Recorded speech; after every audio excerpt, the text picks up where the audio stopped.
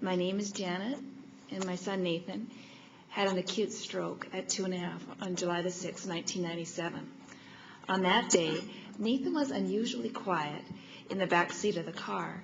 When I looked in the rearview mirror, I noticed that Nathan's eyes had rolled to the back of his head.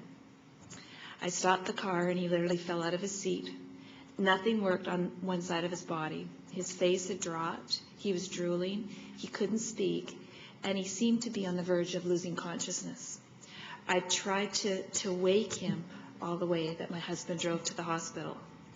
Upon arrival, we were told that Nathan had suffered a stroke. It was serious.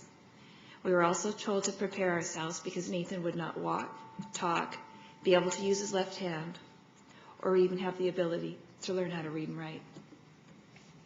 On July the 5th, 1997, Nathan had the world by the tail.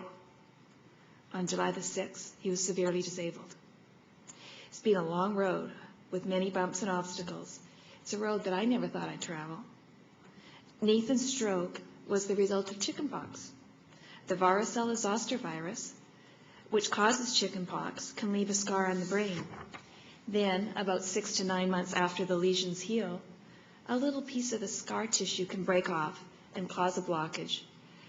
I didn't even realize there was an immunization for chickenpox, let alone chickenpox causing a stroke. So if my being here today, and as uncomfortable as I am about public speaking, can convince even just one parent to immunize their child who may be destined to have a stroke because of chickenpox, it's worth it. Pediatric stroke is rare, but it's not as uncommon as you might think. According to Dr. DeVeber, who specializes in pediatric stroke at the Hospital for Sick Kids in Toronto, the risk of stroke from chickenpox is less than 1 in 5,000. But that's still 1 in 5,000. To put it into perspective, that's 3 or 4 people out of a typical crowd at a Canucks hockey game. The severity of a stroke can range from limited use of a limb to, heaven forbid, death. As a result of Nathan's stroke, he also suffers from dystonia, which in layman's terms means a dysfunction of messages from the brain. Nathan's left arm can be crooked behind his head, which is a symptom of dystonia, along with spasticity. For some unknown reason, 50% of children who have a stroke as a result of chickenpox will go on to get dystonia. Drugs like Artane and Botox can temporarily help the spasticity, but the dystonia will never get better. Nathan has asked me, he gets frustrated. Why was I the one that had to have the stroke? But, Nathan's had a lot of advantages. He's worked with psychologists. We've had behavior therapists, occupational therapists, physiotherapists, and speech therapists. Most of Nathan's early therapy was provided by the Center for Ability and the United Way.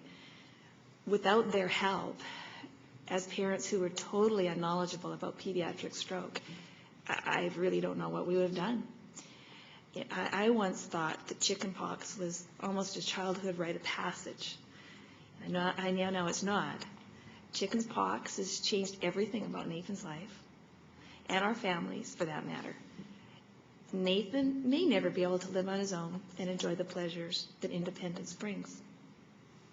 Having said that, I do want to emphasize that Nathan is lucky, which may sound strange, but he is doing much better than his prognosis. Nathan walks very well with the help of his AFO. Nathan is a huge sports fan and regularly plays street hockey. He plays bronze level soccer, and for the second time was named MVP of a soccer team. Nathan is trying out for the CPISRA Canadian national team, and team members consist of disabled athletes who have cerebral palsy or have had a stroke. They play teams from all over the world. Nathan loves sports and enjoys reading the sports section of the newspaper. He has a wicked sense of humor and many supportive friends who respect him and a very loving family. I cannot imagine life without Nathan, but for a few scary weeks, that was a very real possibility.